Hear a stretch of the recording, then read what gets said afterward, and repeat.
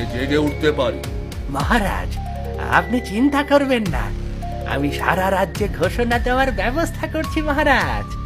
এবার কোনো না কোনো একটা উপায় বের হবেই মহারাজ।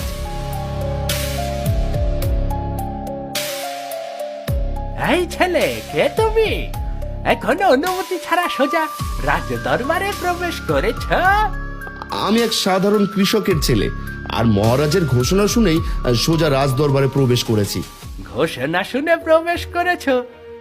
তাহলে কি তুমি না ডেকে মহারাজের ঘুম ভাঙানোর ব্যবস্থা করতে পারবে? হ্যাঁ, পারবো, আর এই জন্য এসেছি।